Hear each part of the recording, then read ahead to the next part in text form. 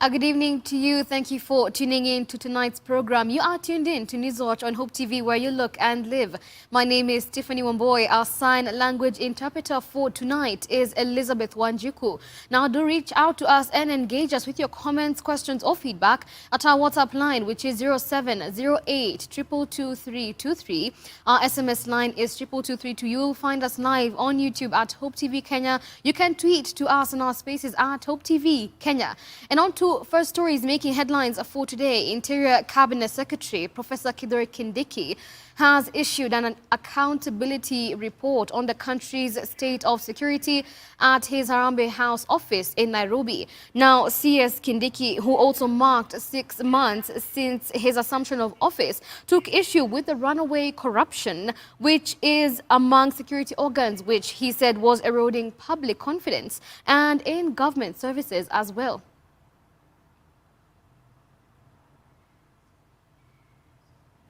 In the wake of heightened insecurity incidents in the country, with cases of cattle rustling, banditry and police clashes with citizens, Interior Cabinet Secretary Professor Kithure Kindiki has continued to assure Kenyans of the government's pledge to protect citizens.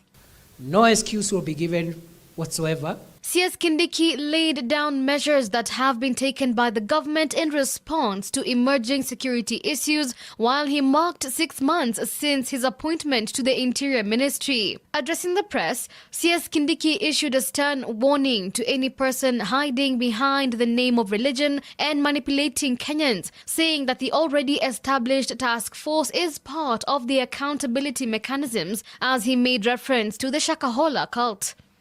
We will not fear you because you are invoking the name of God. We are all human.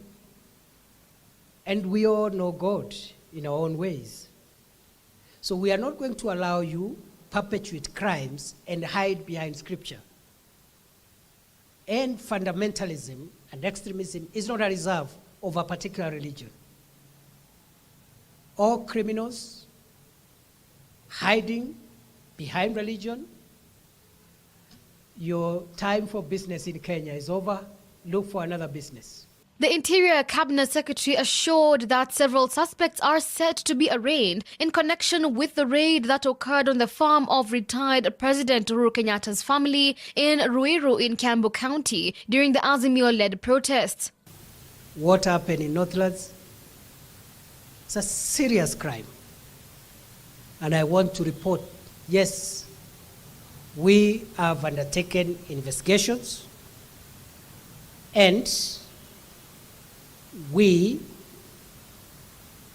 will be arraigning some suspects very soon. It has taken a bit of time because of the politicization around it. And I have said to you, dear Kenyans, we don't want to politicize national security. Kindiki further promised that his ministry will clear the backlog of passports in the next 21 days. I plead for patience. And within 7 days, we will restore the broken equipment, and we already have stocks that arrived on Friday, which can help us clear the backlog and also help us with the normal ongoing applications. And elsewhere, the National Cohesion and Integration Commission has raised a concern regarding the re-emergence of the trend and proliferation of organized criminal gangs banned in 2010 and 2016. Speaking during a press conference in Nairobi today, the NCIC chairman, Dr. Samuel Kobia, said that it threatens the public who live in fear of attacks, loss of life and business disruption. And as Kennedy Kimani now reports, the remarks by NCIC come after former Mungiki leader Maina Njenga was released on a 50,000 shilling bond on Monday after being arraigned at the Nakuru Law Courts over several criminal charges, among them being a member of an organized criminal group known as Mungiki.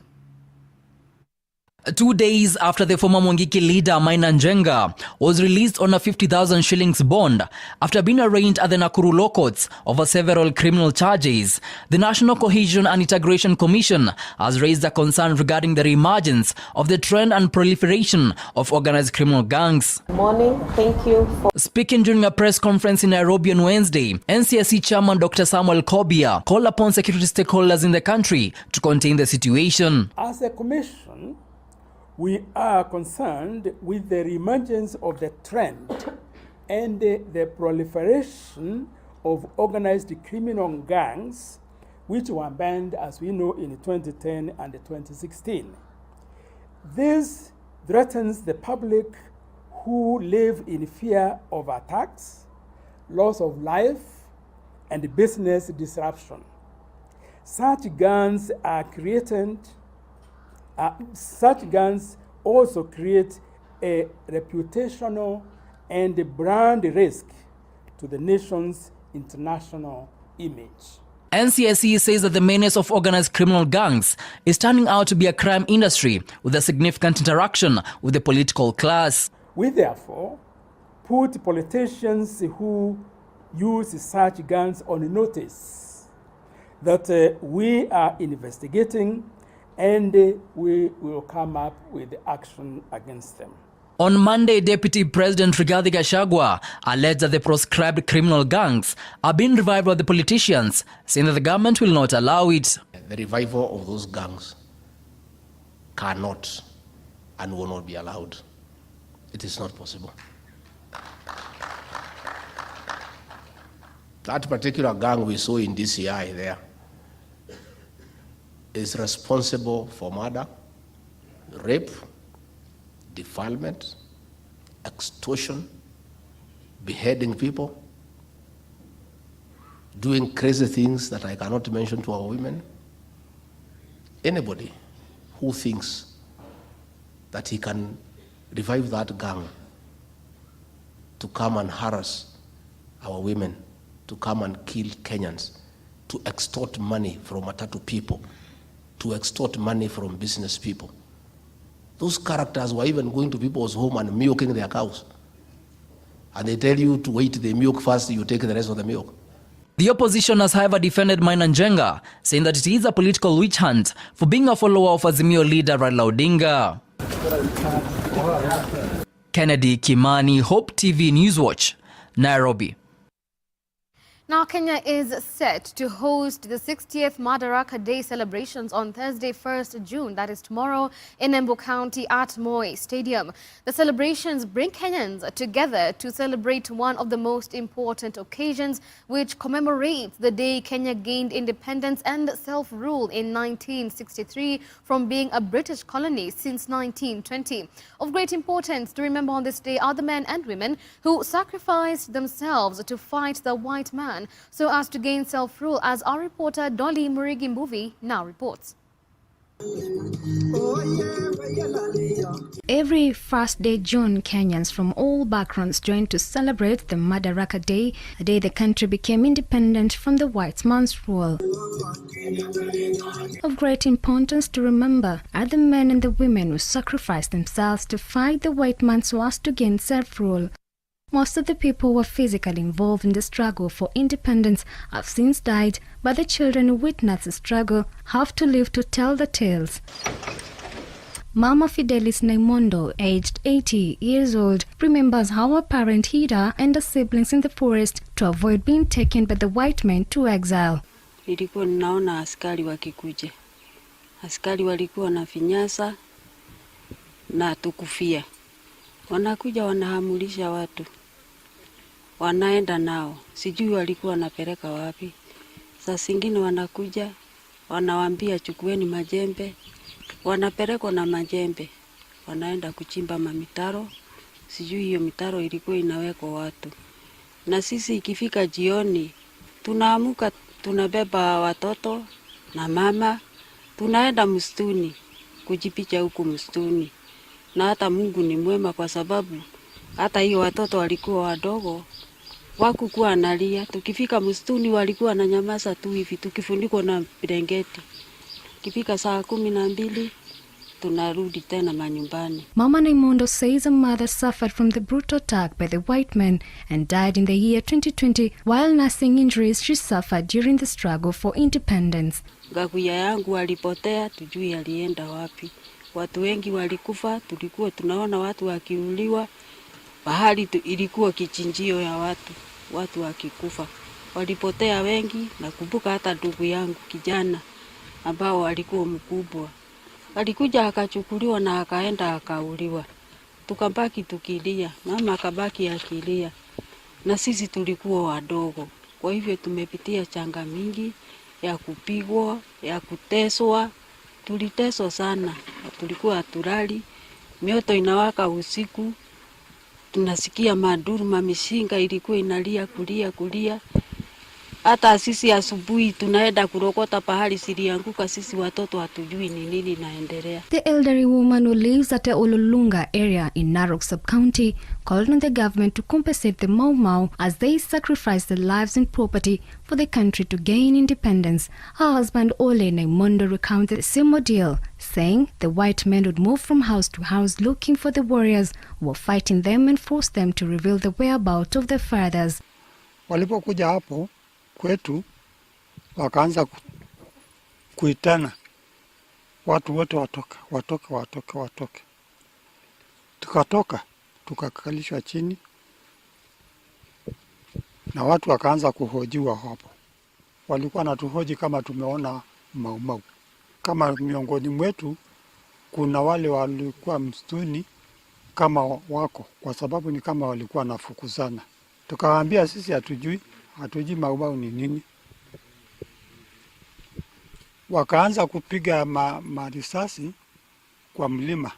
Mama Elizabeth Karia, who is aged 70, says she respects Madaraka Day because it reminds her of the struggle her parents went through so as the country could gain independence. Though she was a young girl when Kenya gained independence, Mama Karia recalled how people were mistreated, jailed, and even killed by the colonialists. Hata iko wasungu ngine wanafuata watu napiga watu ya musungu. Bado nyegu kwenda Ulaya, wasungu ngine naenda na baki yeye kwa mostoni ya Mara. Ndio nafuata ambala nakuja huwa watu kwa hapa Lolonga. The Narok County Mau Mau Association Secretary Daniel Kumau regrets that many of his members have been dying without enjoying the fruits of independence. Kamau calls on the current administration to compensate the genuine Mau Mau fighters who sacrificed for the nation to attain independence. Wakati wazazi wetu walishikwa na kuwekwa katika detention camp, kuna mambo ambayo sisi wenyewe tulipitia na diposa tu kupata masomo ya kutosha, na wengine wetu wakaweza kutupa maisha yao. He reiterates the association has 300 members, most of whom are children of the Mau Mau veterans, as the parents have since died. Kwa hivyo ningeomba serikali yetu ya kaunti ya kwamba hizo sehemu watu wale wa Mau Mau walikuwa nateshewa tuweze kupatiwa kila sehemu, ili kila sub county iko na detention camp ambao watu walikuwa natesewa, tuweze kupatiwa sehemu zile ili tuweze kufanya mambo ambao italete ukumbusho wa watu wa Mau Mau katika sehemu ya Narok. Dolly Muriki for Hope Newswatch. And President William Ruto is currently in Burundi's capital, Bujumbura, for the 21st Extraordinary Summit of the East Africa Community Heads of State. Among the key things that will be discussed during the summit are the appointment of Deputy Secretaries General, the appointment of a judge to the East African Court of Justice, the designation of a Vice President of the East African Court of Justice, and a progress report and way forward on the restoration of peace and security in Eastern DRC.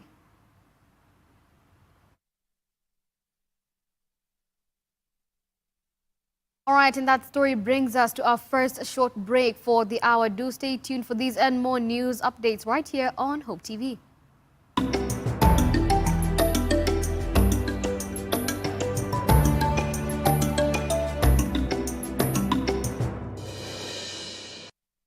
Hope TV is where you look and live, with an excellent selection of the best Christian programming consisting of local and international content of inspirational stories, talk shows, Bible commentary, youth, health shows, children entertainment, contemporary gospel music, extended times of worship, live broadcast, news, movies, drama, Christian ministry programs, and so much more.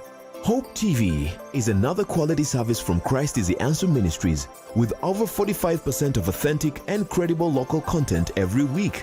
Hope TV is a sister station to Hope FM, Kenya's leading Christian radio station with footprints across the country. Tune in to Hope TV, where you look and live. This week on Testify.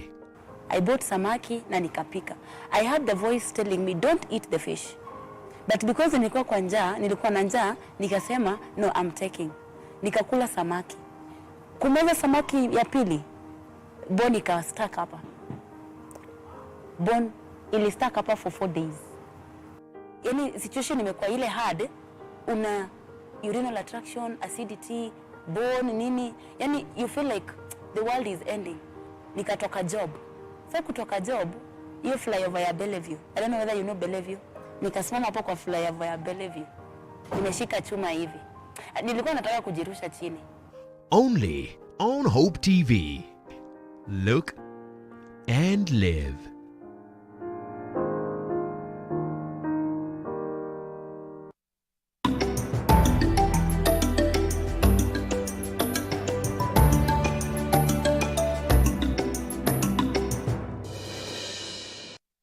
And welcome back to the program. Now, the Kenya Film Classification Board, that is KFCB, has today held a consultative meeting for stakeholders in the Nairobi region in efforts to obtain their submissions on various regulations proposed by the board. The forum, which took place at the Kenya College of Insurance, drew representatives of filmmakers, producers, broadcasters and advertisers associations and aimed at collecting their views on the proposed regulations. Speaking during the event, the KFCB Licensing and Compliance Manager Joel Wamalwa stated that the board seeks to create an enabling environment for sector players and align legal frameworks to industry developments as well as international best practices. This comes even as the government proposed a 15% reduction in filming fees for local film producers, distributors and exhibitors. While they will be self-regulating, we will only be charging them a small fee for where we'll be standardizing or maybe reviewing if they have done the rating as per the classification guidelines of this country. Then there's the other element that the board has focused on is the creation. Our filmmakers have really been going through a rough patch after COVID. And we went back and reflected on it, and now we have come back with a product or a fee that will really resonate well with the young creatives in the industry. Other than now paying for the daily filming fees, that one we have waived, and now we have bundled the fees and we have tremendously reduced it to close to 15% from the current one. So you realize that a filmmaker will only need to declare the number of days that he's filming, select from within the fee schedule where his days fall, and therefore he will be good to go to do his production in the country.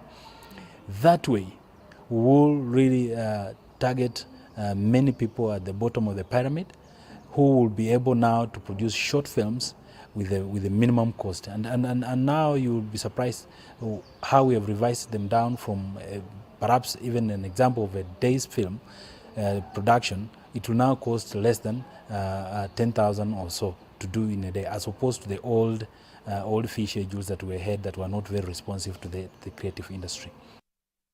Now, the death toll occasioned by an outbreak of cholera in parts of Siaya County has risen to 5 after 2 more people succumbed at the Bondo Sub-County Referral Hospital. While confirming the incident, the Siaya County Director for Public Health, Kennedy Orenjo, stated that a further 10 cases have been reported, raising the total number of reported cases to 104. Orenjo continued to advise residents in the the county to observe high standards of hygiene, underscoring the need for anyone showing cholera-like symptoms to rush to the nearest hospital facility. Just last week, the county executive member for health, Dr. Martin Konyango, said that the department has identified Manywanda in West Uyoma and Oyamo Island in Lake Victoria as epicenters of the disease, saying that efforts were being made to contain the spread. Yesterday, they only recorded 2 cases. Unfortunately, Bondo recorded 10 cases yesterday. Those 10 cases and a death. Currently, we're having about 4 deaths. We need to work together in this so that we can come out of this particular outbreak. This is an outbreak that has really dragged us behind. Now, in other news, more than 1,000 farmers and close to 30 private sector players have participated in the Inter-County Field Day organized by the Nanyuki Kenya May 30th Laikipia Isiolo Samburu Transforming the Environment Through Nexus project dubbed Listen. The Inter-County Field Day underscored the transformative potential of the Nexus approach and the importance of public-private collaborations in driving a positive change with a key focus on climate change. Speaking during the event, the Laikipia Deputy Governor Ruben Ngatia, while emphasizing the significant role played by the event, affirmed the county government's commitment to sustainable development. At the same time, the Listen project manager, Stephen Gishuki, noted that the project focuses on, among other things, the improved capacities and frameworks for inclusive climate resilience at the county level.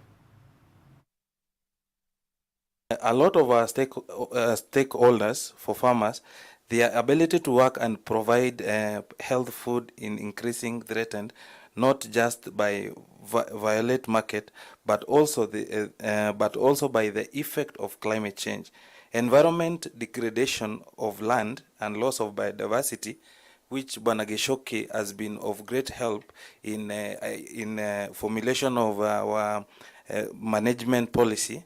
That he has been of great help to our department.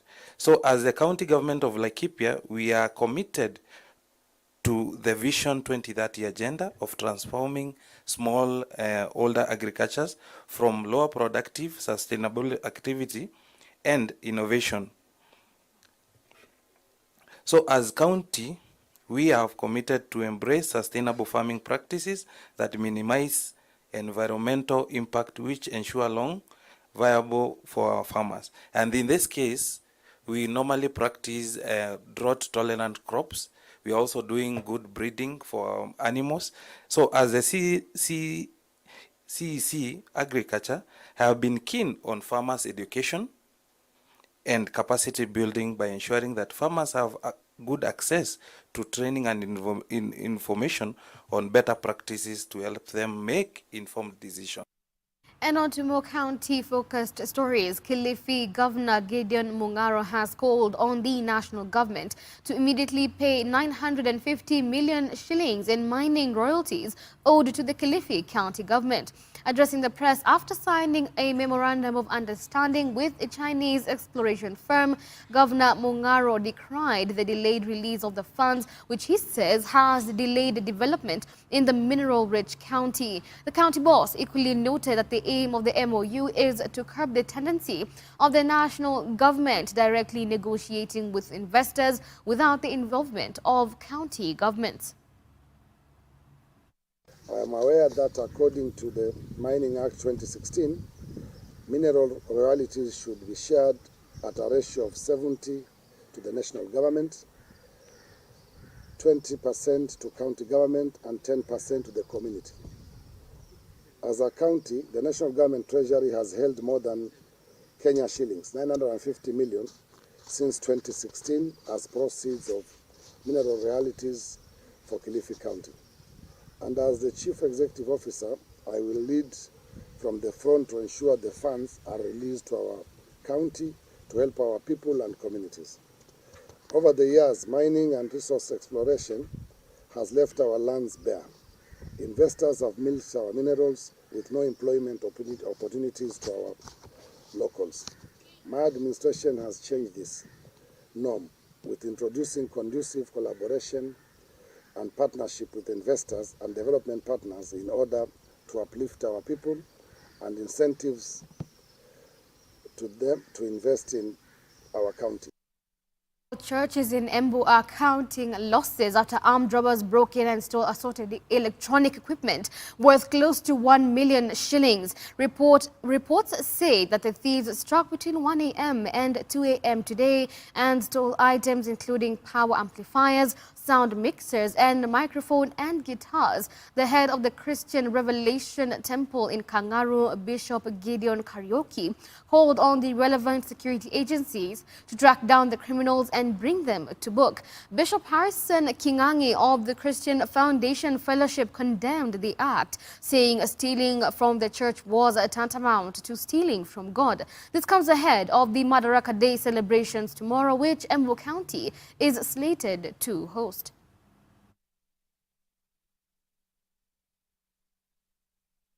Tumeenda hasara kubwa sana, na pia si kanisa hii peke yake iliibiwa jana usiku. Kunazo kanisa zingine kama Full Gospel, ni Apostolic, zote ziliibiwa the same time, the same night. Tulipata ya kwamba kuimbiwa amplifiers 2 na mixture 2 na wakabeba receivers za microphone na vitu twingine tudogo kama twa dhamana 150,000. Hata sasa hatujui itakuwa ni namna gani Jumapili, lakini Mungu atatusaidia. Wale ambao wako na mambo kama hayo wayakomeshe, ni kwa sababu hiyo ni kujiletea laana, na sio laana kwa mtu binafsi, laana hata kwa familia. Kwa hivyo sio vizuri kuendelea na kazi kama hiyo. Ni vizuri kuamini Mungu, muokoke na muachane na kazi hiyo. Tena upande huu mwingine, kwa sababu ya security, wale ambao wanafanya kazi, maana inajua nchi yetu ya Kenya kuko na watu ambao wanafanya kazi yao vizuri. Ni vizuri sana pia na wao wainuke na waangalie mambo kama hayo.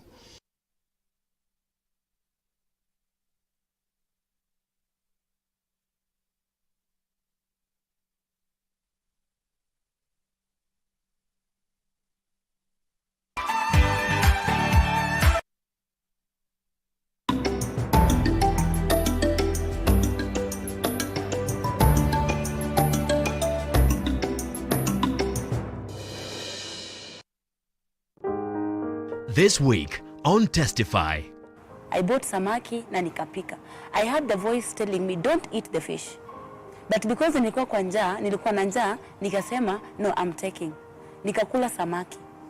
Kumeza samaki ya pili, bone ika stuck hapa.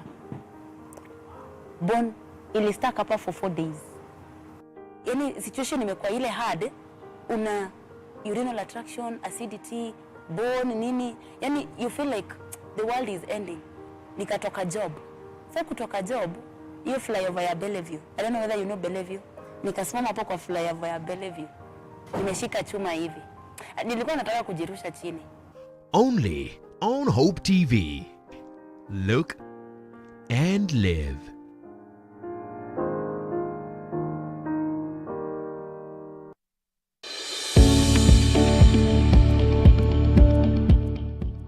Now, I know this looks like a plate, but it's not exactly a plate. There's a lot of potential in this country, a lot of it.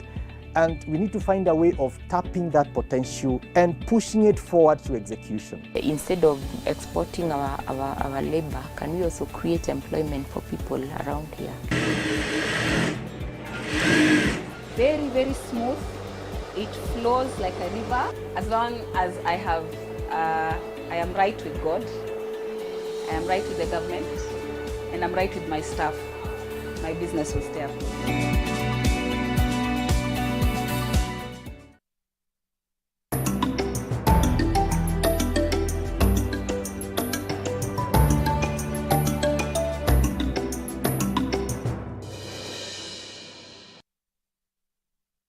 All right. Right, let's catch up with the business news for today. And retail chain Carrefour has launched its 20th store at the Business Bay Square Mall in Nairobi's Eastleigh area in the supermarket's aggressive expansion drive across the country. The 3,000 square meter store will be one of Carrefour's biggest facilities since 2019, stocking close to 20,000 products ranging from fresh food, personal hygiene and cleaning products. Speaking during the launch, the East Africa Carrefour Regional Director Christophe Orset acknowledged the retailer's commitment to providing services to customers as they progress in their expansion drive.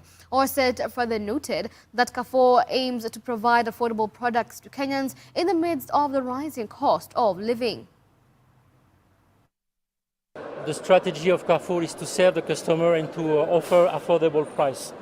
That's the policy of Carrefour since we enter in Kenya. That's the policy of Carrefour everywhere we are operating in the world. In this period of inflation, the team here is dedicated to find the best price for the customer because we are customer-centric. And that's the top priority for us. We want to make sure that the customer shopping in Carrefour, the Kenyan citizen shopping in Carrefour, are shopping with a good price, and our aim is to protect the purchase power. We open very simply. We open here in Eastleigh because we didn't have any store in Eastleigh in the past, and that's a very densited area of Nairobi. And I think it was important for us to open in this area and to bring Carrefour and to bring the product and to bring the price to the community of Eastleigh. And Faulu Bank has been named the best microfinance bank in areas of digital banking and product innovation in the 18th edition of the Think Business Awards. Speaking while receiving the award, the Faulu Bank Acting Chief Executive Officer Julius Oma stated that one of the bank's main focus is to empower individuals and businesses through digital transformation and drive financial inclusion. Oma further affirmed the bank's commitment to leveraging technology and innovation to provide accessible and convenient financial solutions to customers, as well as create a positive impact on the community.